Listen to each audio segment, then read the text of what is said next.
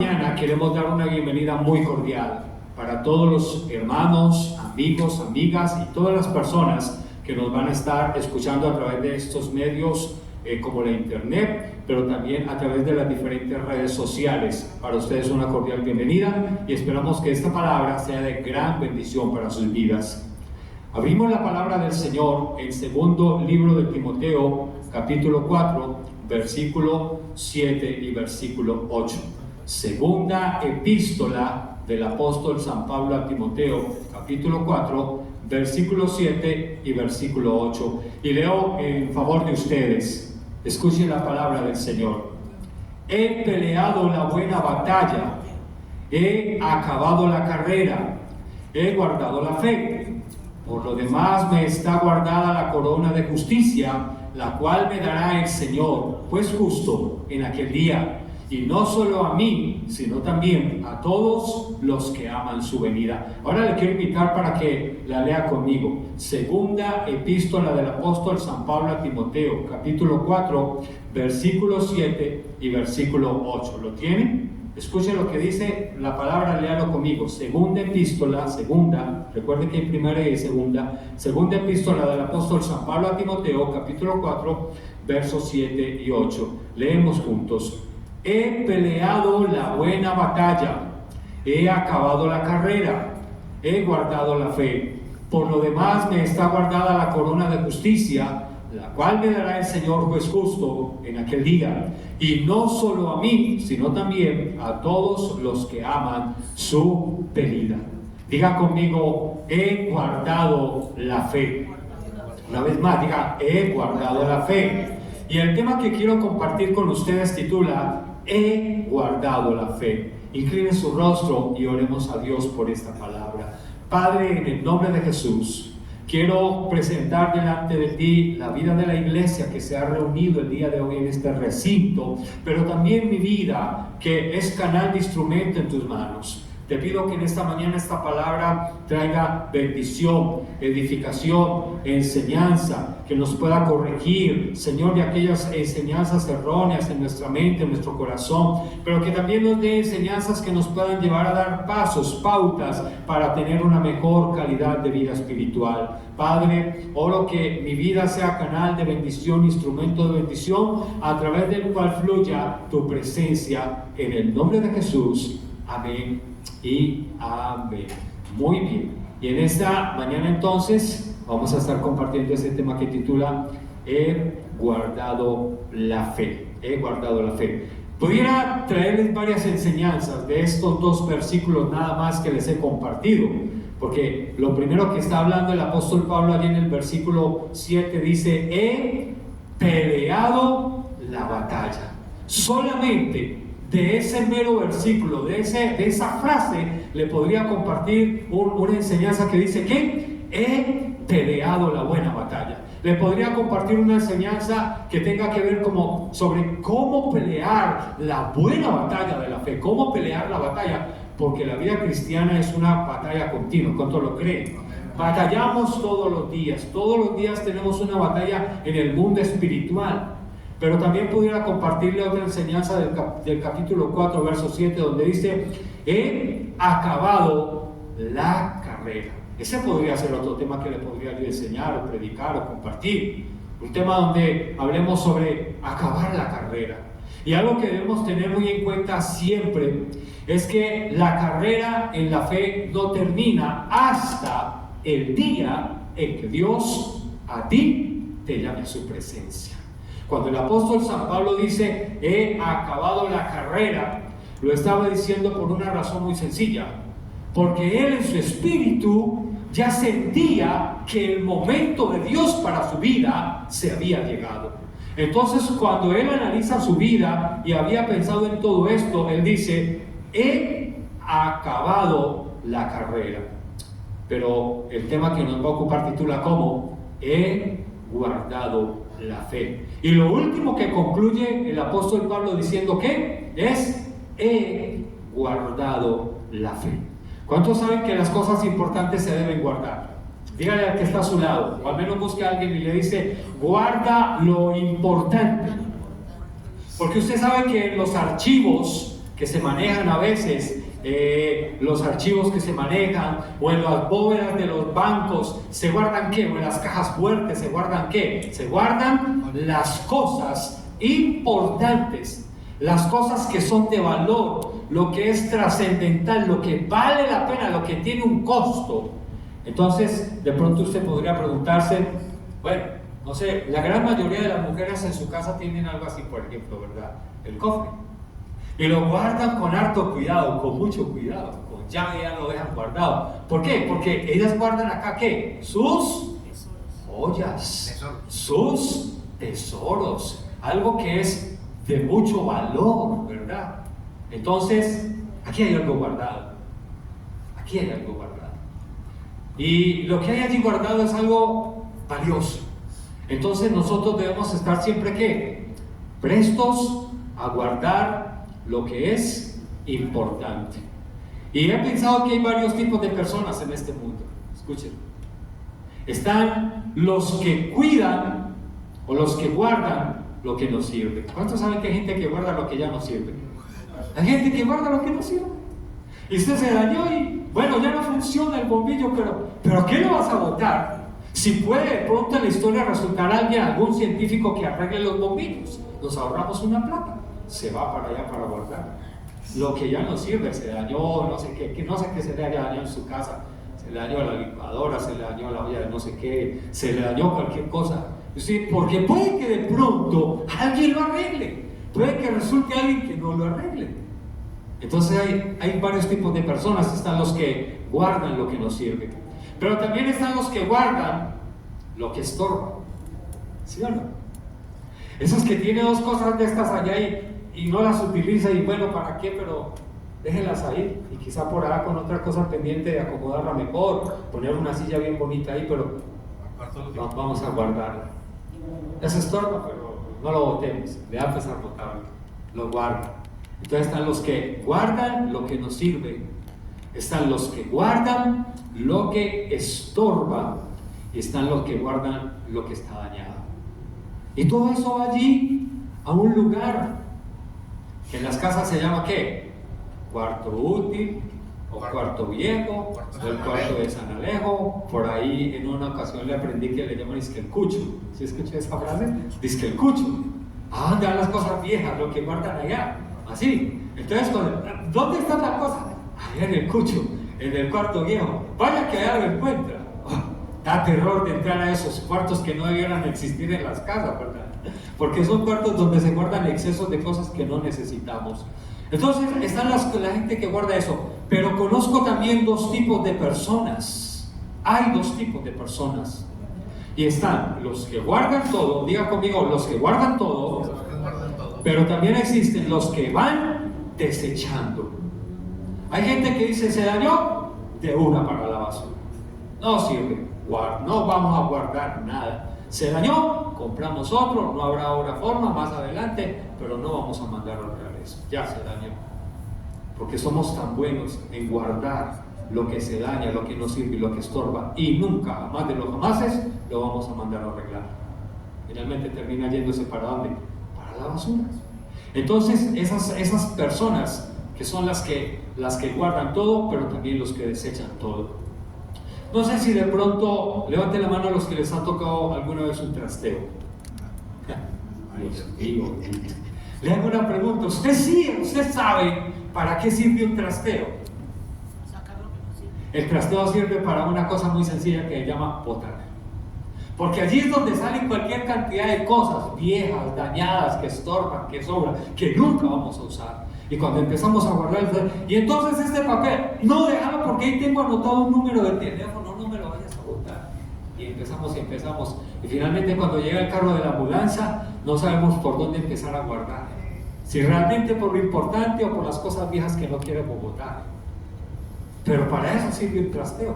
Y por ahí el muchacho le pregunta a la mamá y le dice, mamá, ¿dónde me metiste? Y la mamá le dice, mira, eso llevaba como un año, nadie lo tocaba, nadie lo miraba, yo lo boté. Y saben que eso es sombra de lo que nosotros debiéramos hacer en nuestra vida personal, en lo espiritual. Porque tenemos cualquier cantidad de cosas guardadas que nos están siendo de estorbo para nuestro crecimiento, avance y proyección en la fe. Entonces tenemos cualquier cantidad de sentimientos, de resentimientos, de enojos, de amargura, de falta de perdón, de restaurar relaciones, de sanar relaciones, de acercarnos más, porque todo eso lo tenemos allá y decimos, no, yo de pronto más adelante arreglo con esa persona, le pido perdón o me acerco donde esa persona, y vamos guardando y guardando y guardando, y tenemos un cuarto de San Alejo allá en el corazón, cargado de cantidad de cosas que ni siquiera vamos a arreglar. Entonces, la pregunta es, ¿podríamos decir como dijo el apóstol Pablo cuando dijo, he acabado la carrera? Cuando él lo dijo, y yo quiero que seamos muy conscientes de algo, ¿sabe? Cuando el apóstol San Pablo dijo, cuando dijo allí en el versículo 7, he peleado la buena batalla, he acabado la carrera y he guardado la fe, lo dijo por una razón muy sencilla. Porque estaba escribiendo esta que fue su última epístola, su última carta. Esta fue la última que él escribió. Y la estaba escribiendo desde una prisión. No estaba en un escritorio allá, estilo Luis XV, con una silla muy bonita, allá escribiendo la epístola. No. Estaba preso, escribiendo desde una cárcel esta epístola.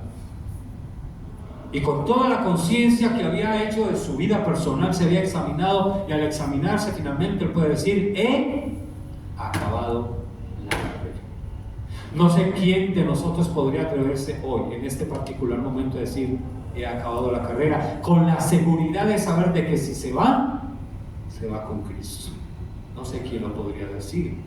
Ahí es donde tenemos que examinar cómo está el cuartito donde guardamos allá las cosas. O somos de los que guardamos o somos de los que desechamos. Y eso tenemos que tenerlo muy presente, ¿verdad? Entonces, en medio de todo ello, nos da una enseñanza el apóstol Pablo. Y es que no todo lo que tenemos guardado es útil e importante. Pero lo único valioso y más importante que debemos guardar es ¿qué? La fe. El apóstol Pablo dijo, he guardado la fe. El apóstol San Pablo fue uno de los apóstoles más eminentes en términos de preparación en la vida personal. El apóstol San Pablo tenía una escuela de entrenamiento que venía de un hombre llamado Gamaliel, que era como decir el mejor seminario de esa época, la mejor institución espiritual de capacitación de esa época. Él dice, yo he sido capacitado a los pies de Gamaliel. Era el más alto conocimiento que había, y una cantidad de conocimientos que tenía el apóstol San Pablo. Pero finalmente, estando allí, él llega a decir, todo lo que he adquirido, casi que podría decir que lo tengo por basura para ganar la excelencia de Cristo. Eso dijo el apóstol San Pablo, porque él evaluó que muchas de las cosas que habían guardadas eran meramente ¿qué? Vanidad, reconocimiento. Y él termina concluyendo de esa manera, en que no todo lo que guardamos es útil e importante. Entonces, algo que debemos aprender el día de hoy, si el tema es he guardado la fe, debemos aprender qué es la fe. Porque hemos oído hablar mucho tiempo sobre la fe y tenemos cualquier cantidad de definiciones de la fe, pero la realidad es que hay que aprender la esencia de lo que es la verdadera fe. Y aquí yo quiero que nos vayamos con una enseñanza muy fuerte en esta mañana, porque usted puede decir, no pastor, yo tengo fe. ¿Qué tiene fe? Yo tengo fe en la fe. Eso no es nada. Yo tengo fe en la fe, eso no es nada. La fe tiene que ir basada en hechos y en evidencias concretas, reales, que usted diga, yo tengo fe porque esto fue así, porque lo vi, porque lo conocí, porque lo toqué, porque yo estuve ahí. Tener fe es algo así como ser un testigo de algo, así como cuando usted lo llaman a testificar a una fiscalía, a usted lo están llamando porque usted vio, estuvo allí, lo presenció. Por eso usted es un testigo, por eso puede ser un testigo. Entonces, la definición de la fe es muy concreta, muy sencilla. Hebreos capítulo 11, versículo 1, Nos dice la palabra del Señor, y lo sabemos hasta de memoria, lo hemos oído, lo hemos recitado. Hebreos capítulo 11, versículo 1. ¿Y cuántos sabían que Hebreos capítulo 11 es el capítulo que habla sobre la fe? Hebreos capítulo 11, verso 1 dice: es pues la fe, la certeza de lo que se espera, la convicción de lo que no se ve. Pero me gusta lo que dice una versión que dice, en el original, dice que la fe es convicción de hechos concretos. Así nomás. Dice, la fe es convicción de hechos. O sea, yo estoy convencido, yo creo por lo que yo sé que sucedió. Entonces no es decir yo tengo fe por tener fe, o yo tengo fe de que sí va a pasar, no. Nuestra fe es muy concreta y muy específica. Ese versículo dice, la fe es la constancia de las cosas que se esperan, la comprobación de los hechos. Entonces, lo primero que debes entender es qué es la fe. La fe de la cual nos habla el apóstol San Pablo no es una fe basada en circunstancias, no es la fe circunstancial, es una fe basada en hechos reales. Esa fe es basada en hechos reales. No es yo tengo fe si mi salud está bien, porque si mi salud no está bien, ya no tengo fe. Yo tengo fe si tengo empleo, porque si no tengo fe, si no tengo empleo, entonces ya no tengo la fe. Yo tengo fe si esto me sale, y si no le sale, entonces no tiene la fe. ¿Eso se llama qué? Fe circunstancial. Y la fe nuestra no debe ser una fe circunstancial, sino una fe basada en hechos reales y en hechos concretos, como lo dice el original definiendo la fe. Entonces la fe está basada en hechos reales. Esa es la misma fe que habla el capítulo 11 del libro de los Hebreos. Le quiero hacer una invitación para que en su casa, con detenimiento, acompañado de una buena taza de café o lo que más le guste, usted se lea el capítulo 11 del libro de los Hechos. Se va a dar cuenta cómo nos relata la fe desde el Antiguo Testamento hasta el Nuevo Testamento. Y alguien le puso a este capítulo un título que era Los héroes de la fe, porque allí habla con nombres propios de los antiguos, de cómo vivieron la fe, y termina hasta la época de nosotros. Pero allí está diciendo que la fe es la certeza de lo que se espera y la convicción de lo que no se ve. La fe de la cual nos habla el apóstol San Pablo no es circunstancial, sino basada en hechos concretos de personas que dieron su vida porque tenían verdaderas convicciones. Todos aquellos que en la antigüedad, todos aquellos hermanos en la fe que en la antigüedad, que desde el Antiguo Testamento hasta el día de hoy vivieron, quedaron registrados acá, y que muchos de ellos se convirtieron en mártires, que dieron su vida por la fe, lo hicieron ¿por qué? Porque tenían la convicción de lo que ellos mismos habían visto. Yo creo que no hay una generación que haya tenido tanto contacto con lo espiritual. No hay una generación que haya tenido tanto contacto con el mundo espiritual de una manera tan personal como el pueblo de Israel. O sea que el pueblo de Israel vio tantos milagros, ver abrir el mar en dos para pasar por en medio de él y escapar de Faraón, ver cómo una columna de fuego los acompañaba en la noche que iba delante de ellos para que no sintieran el frío y no tropezaran, como una columna de nube en el día los acompañaba para que el sol no los fatigara, no los estresara.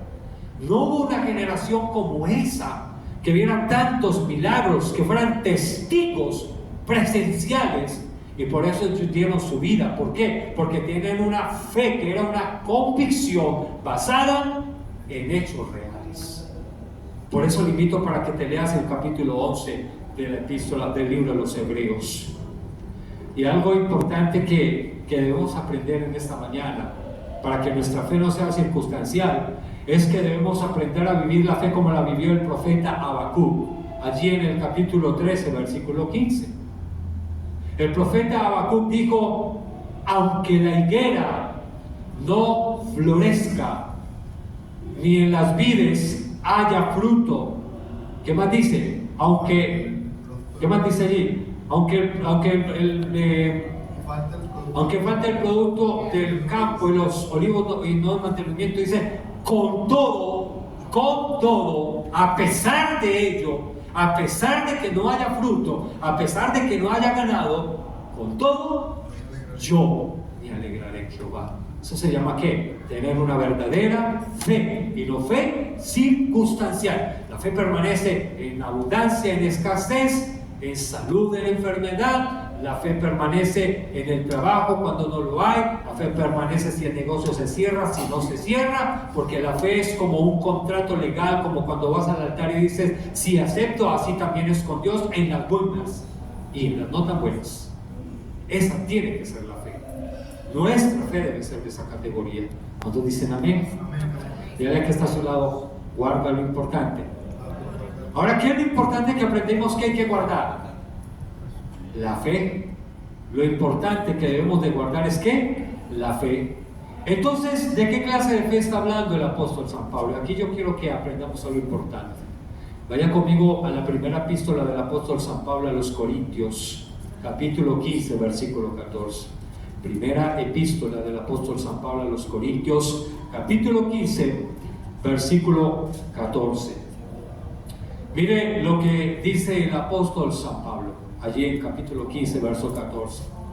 Y si Cristo no resucitó, vana es entonces nuestra predicación, vana es también nuestra fe. Se lo vuelvo a leer. Primera epístola del apóstol San Pablo a los Corintios, capítulo 15, versículo 14. Y si Cristo no resucitó, vana es entonces nuestra predicación, vana es también nuestra fe. ¿De cuál fe está hablando el apóstol Pablo? ¿En qué debe descansar? ¿En qué debe ir fundamentada la fe de los cristianos? Yo quiero que aprendamos algo en esta mañana, esa gran verdad que Dios me entregó y que se la quiero compartir. Y es que la fe de la que el apóstol San Pablo nos habla es de la fe que debe descansar en la resurrección de nuestro Señor Jesucristo. ¿Cuántos saben que el éxito verdadero de la obra de Cristo no fue ir a la cruz? Escuche lo que le estoy diciendo, es muy fuerte. Y entiéndalo bien para que no crea que le estoy diciendo una herejía. Realmente el éxito de la obra de Cristo no fue venir a la cruz, no fue ser clavado en la cruz. El apóstol San Pablo lo acaba de certificar cuando dijo, porque si Cristo no resucita, vana es nuestra predicación y vana es nuestra esperanza. Quizás los pastores a veces me enseñan de esto, pero yo quiero que entiendan lo siguiente: hay muchos movimientos religiosos, muchas creencias religiosas a lo largo de la existencia de la humanidad. Existen, por ejemplo, los seguidores de Abraham, el judaísmo, los judíos. Ellos dicen que tenían por padre a Abraham, y de allí nace el judaísmo que hoy en día existe. Ellos tienen por padre a Abraham. Pero ¿qué nos dice la Biblia de Abraham? La Biblia del padre de la fe, del padre de las naciones, nos dice que Abraham un día ¿qué? Murió. Punto aparte. Termina la historia de Abraham. ¿Qué sentido tiene la fe del judaísmo si Abraham murió? Pero también existen los hindúes, la religión de los hindúes. Ellos tienen la creencia en su líder religioso, que hasta hoy todavía se extiende, y muchos van hasta la India a venerar su templo. Pero ¿qué nos dice la historia puntual de este creador de esta religión? Dice que él sencillamente murió. Punto. Y podría hablar de muchos más movimientos religiosos, de muchas más doctrinas religiosas que se han creado a lo largo de la existencia de la humanidad, cuyos líderes no trascendieron de la tumba, porque allí quedaron. ¿Cuál es la fe de sus seguidores? Una fe vana, una fe que no tiene sentido. Pero lo más importante para nosotros los seguidores de Cristo, por lo cual debemos estar orgullosos el día de hoy, en el buen sentido de la palabra, es porque Jesucristo vino a la tierra, nos dio ejemplo, fue a la cruz, murió por nosotros, derramó su sangre, pero el éxito de este sacrificio está en que al tercer día resucitó entre los muertos y que hoy la tumba está vacía. Y el apóstol San Pablo dijo: por eso con Cristo estoy juntamente crucificado, y ya no vivo yo, mas Cristo vive en mí. Y lo que ahora vivo en la carne, lo vivo en la fe del Hijo de Dios. Entonces, ¿ahora entiendes dónde debe descansar tu fe? Yo tengo fe porque Cristo resucitó por mí. Esa es la verdadera base de la fe. La fe es que Cristo resucitó. Y por eso, porque Cristo resucitó, no es en vano mi predicación, no es en vano mi fe, y no es en vano estar acá. ¿Sabes una cosa? Si Cristo no hubiera resucitado, seríamos una religión más del montón, una religión más del conglomerado. Estaría más bueno estar hoy durmiendo en la casa hasta el mediodía, si Cristo no hubiera resucitado. Pero lo que nos impulsa y nos motiva a vivir la vida de Cristo, a predicar a Cristo y a estar en este lugar, es que nuestra esperanza no es vana, no es en vano, sino que tiene sentido y lógica, porque Cristo resucitó y la tumba está vacía, la cruz quedó vacía y Él está sentado a la diestra del Padre. Denle un aplauso a Jesús. Él ha resucitado y está a la diestra del Padre. Hay un teólogo que se llama Wilbur M.D. Smith, es un teólogo americano.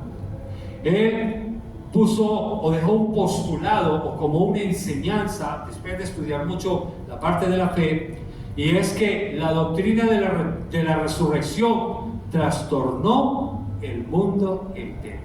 ¿Se escuchó eso? Este teólogo, Wilbur Smith, teólogo americano, dijo: la doctrina de la resurrección trastornó el mundo entero. Yo no sé si usted ha escuchado decir antes de Abraham y después de Abraham, antes del Dalai Lama y después del Dalai Lama. ¿De quién se habla solamente el AC y el DC? Solamente de Jesucristo. Y usted escuchará aún a los impíos, a los científicos y a los políticos y a cualquier cantidad de personas que cuando están hablando de la historia siempre van a hablar que la historia se trastornó cuando Cristo resucitó. Entonces se dice antes de Cristo y después de Cristo. ¿Sí sabía eso? ¿Por qué? Porque Él trastornó la historia de la humanidad. Y me gusta esto que dice acá, se lo voy a leer. William John Phillips, otro teólogo también, dice: en toda la historia de Jesucristo, el evento más importante fue el de la resurrección. La fe cristiana depende de esto. Fue mostrado en todos los 4 evangelios y también por Pablo. Los nombres de aquellos que lo vieron después de su triunfo sobre la muerte fueron grabados. Y se dice que la evidencia histórica de la resurrección es más fuerte que cualquier otro milagro narrado. Como Pablo dijo: si Cristo no resucitó, en vano es nuestra fe y nuestra predicación. Entonces, aquí es donde cobra sentido la fe que tú y yo tenemos. Ahí es donde cobra sentido la fe que tú y yo tenemos. Hay un libro que quisiera recomendarle, que quizá lo pueda comprar, o si no, hoy en día existen los audiolibros que lo pueden descargar, audiolibros, lo pueden descargar, si lo puedes comprar o adquirir también, porque yo a veces he viajado en el metro, poco a poco viajo en el metro, pero cuando viajo veo mucha gente que va leyendo. Yo digo que a veces nosotros ni la Biblia cargamos, tremendo para leer. Pero bueno, hay muchas formas de hacerlo, y hay un libro que lo escribe George McDowell. Es un gran escritor en la fe cristiana, muy reconocido. Y George McDowell escribe un libro de trayectoria, y si usted lo quiere adquirir o descargar en su móvil, el libro titula Evidencia que exige un veredicto. La evidencia que exige un veredicto. Y es la mejor herramienta como usted se puede documentar para conocer más a profundidad la palabra y derribar argumentos para aquellas personas que a veces tratan de derribar la fe y la Biblia. Porque allí George McDowell, que es un hombre que se dedicó a profundidad a estudiar las Escrituras, saca una cantidad de evidencias a través de las cuales podemos testificar de que Cristo fue real, que la muerte de Cristo fue real, pero que más aún, mayor que eso, fue su resurrección. Entonces, tan solo hay un enemigo que puede robar nuestra fe. Hay un solo enemigo. No tiene candado. Pero si tuviera candado, ¿quién es el único que se lo podría robar o que lo podría abrir? Pues yo, que tengo la llave. Aunque a veces no es tan seguro. Me he encontrado cosas como esta en mi trabajo. Don Luis, como es conocido, Don Luis, me presta las llaves de su casillero.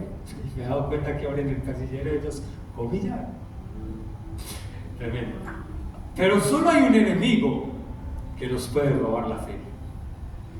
¿Sabe cuál es ese enemigo? Escuche lo que le voy a decir. El único enemigo que puede robar nuestra fe se llama la incredulidad. ¿Cómo se llama el enemigo de la fe? Ese es el único que se puede robar. La incredulidad es el único que se puede robar nuestra fe. Cuando Dios sacó al pueblo de Israel de Egipto, Él lo quería llevar ¿hacia dónde? A la tierra de la promesa, la tierra prometida, ¿sí o qué? Y Él quería que llevaran, introducirlos a esa tierra, y la describe la tierra de las delicias, la tierra de las riquezas, y en otras palabras, dice la tierra que fluía leche y miel. No va a creer que es que usted iba por la calle y que brotaba con el petróleo y la leche, porque la miel.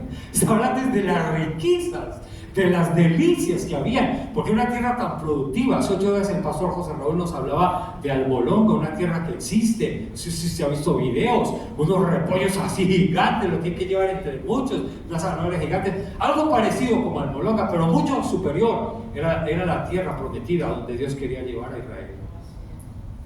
Pero ellos se conformaron ¿con qué? Con ver una columna de nube que los tapaba donde iban, que no le diera el sol, una columna de fuego que los guardara del frío en la noche. Ellos se conformaron con ver caer codornices para comer, y ese fue el mayor deleite de ellos, y el maná. Pero se conformaron con pequeñeces por una sencilla razón. ¿Y sabe cuál era? Porque la incredulidad no los dejó llegar ¿hasta dónde? Hasta el lugar donde Dios los quería llevar. Dice que a causa de la incredulidad no pudieron entrar a la tierra de la promesa. La incredulidad le robó la fe. ¿Sabía eso? Jesús quiso hacer cosas mayores que las que hizo.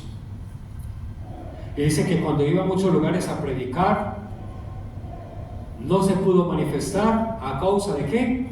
De la incredulidad de ellos. Yo no sé qué era mayor que resucitar a un muerto, pero sé que cosas mayores que esas habría. Pero Jesús no lo pudo hacer, porque la incredulidad detuvo el poder de Dios. Lo único que puede hacer que se pierda la fe es la incredulidad. La incredulidad. Entonces, ya vamos concluyendo por acá, pero espero que le vaya quedando clara la idea de lo que Dios nos ha querido enseñar el día de hoy. Y quiero que vaya conmigo a Proverbios capítulo 4, versículo 20 y 22. Ya vamos concluyendo. Proverbios capítulo 4, versículo 20 y versículo 22. Libro de los Proverbios capítulo 4, versículo 20 y versículo 22. ¿Ya lo tienen? Miren lo que dice allí la palabra del Señor. Capítulo 4, 20 y 22. Escuche lo que dice allí el Señor en su palabra. No se aparten de tus ojos, versículo 20. Hijo mío, diga conmigo, atento. Hijo mío, está atento a mis palabras. Inclina, diga conmigo, inclina. Inclina tu oído a mis razones y no se aparten, diga conmigo, no se aparten. No se aparten de tus ojos guárdalas en medio de tu corazón. Se lo voy a leer ya de corrido. Dice versículo 20 al 22: Hijo mío, está atento a mis palabras, inclina tu oído a mis razones, no se aparten de tus ojos, guárdalas en medio de tu corazón. Versículo 22: porque son vida a los que las hallan y medicina a tu cuerpo. Entonces, si vamos concluyendo, ¿qué podríamos decir? Número 1, que hay 4 claves para poder pelear la batalla de la fe. Pelear la batalla de la fe. Pelear la batalla de la fe. Lo primero que debemos hacer es entender que hay 4 claves fundamentales. ¿Para qué? Para pelear la batalla de la fe. Número 1, estar atento. Como dice el proverbista: hijo mío, está atento a mis palabras. No es estar atento a las redes, a la televisión, a las noticias, al chisme, al comentario. No, es estar atento ¿a qué? A la palabra de Dios. Hijo mío, número 1, está atento. Número 2, inclina tu oído. Y eso de estar atento es escuchar la palabra. Recuerde que está escrito que la fe viene por el oír y el oír la palabra de Dios. Número 2, inclina tu oído. ¿Cuántos saben que Dios nos quiere hablar? Quizá alguien diga: bueno, es que Dios en este tiempo casi no habla. Claro, si no lo buscamos, que nos va a hablar. Si no sacamos el tiempo, que nos va a hablar. Si estamos tan ocupados en cualquier otra cantidad de cosas, que nos va a hablar. Dios nos quiere hablar. Dios quiere hablarte a tu oído, pero tienes que agendar una cita con Él. Lo primero es que hay que estar atento a la palabra. No conformarse solo con venir el domingo o el miércoles en reunión o el martes casa de hora. No, es tener un contacto permanente con la palabra, porque esa es una forma de estar ¿qué? Atento. Lo segundo es buscar cuál es el mejor momento. ¿Para qué? Para inclinar el oído, para poder oír la voz de Dios. ¿Cuántos saben que cuando a veces vamos a orar no encontramos palabras que decir? Hay veces que como que queremos hablar con Dios y las palabras no fluyen. Entonces ese es el mejor momento. ¿Para qué? Para inclinar el oído y decir: Padre, habla, porque tu siervo oye. Háblame, Señor, ¿qué quieres decirme? Y quizá allí en el silencio Dios pueda hablar. ¿Pero a qué hora lo hago? Hay horas específicas, donde el teléfono no suene, la televisión no esté prendida, donde no haya gente haciendo bulla en la casa. Quizá la madrugada es propicia para ello. Y a veces decimos: no voy a tener que ir al médico que me recete algo para tomar, porque es que este desvelo. Me despierto a las 3 de la mañana y, mejor dicho, Dios te está llamando para que inclines tu oído y lo escuches a Él. Lo tercero, dice allí el versículo, dice: enfócate. Dice: tus ojos estén atentos. ¿Qué quiere decir eso? Enfócate en lo que Dios te quiere decir. Y lo cuarto es que guárdala en tu corazón. ¿Dónde debes guardar la palabra? En tu corazón. ¿Por qué es importante guardar la palabra? Es importante guardar la palabra porque van a llegar los momentos en los que vamos a necesitar argumentar una defensa, cuando Satanás venga a tentarnos. Recuerda cuando Cristo fue llevado al desierto para ser tentado. Satanás le dio 4 cosas concretas y tenía la razón. Le dijo: haz que estas piedras se conviertan en pan. ¿Usted cree que si Jesús pone las manos sobre la llama, no necesitaba poner las manos? Con decir que se conviertan en pan, se convierte. Pero él no quería dar luz al enemigo, porque estaba escrito: si a sus ángeles mandará cerca de ti que te guarden para que tu pie no tropieces y te tiras del pináculo del templo.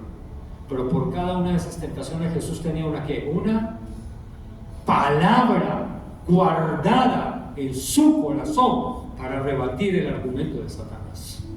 Entonces, lo primero, está atento. Lo segundo, inclina tu oído. Lo tercero, enfócate. Y lo cuarto, guárdala en tu corazón. Lo primero era entonces, corre. Lo primero, pelea la buena batalla de la fe. Lo segundo, corre la carrera. somos atletas. El apóstol San Pablo mismo lo dijo, que hay quienes corren la carrera y que en derredor tenemos una gran ¿qué? Nube de testigos. Cuando este señor está compitiendo, ¿sabe qué está pasando? Hay unas personas que se llaman jurados, que son los testigos de certificar que realmente ganó legítimamente. Porque hay quienes toman atajos, hay quienes se le meten en medio del otro para hacerlo perder el ritmo. Entonces, ¿qué debemos hacer nosotros? Debemos correr la carrera como atletas.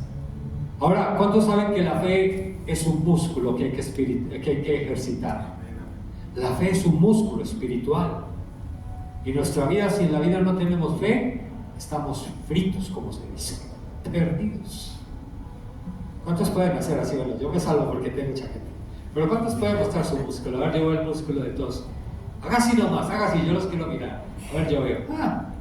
Hay unos que, vean, hermana, cómo se hace el besito para presumir el músculo que tienen.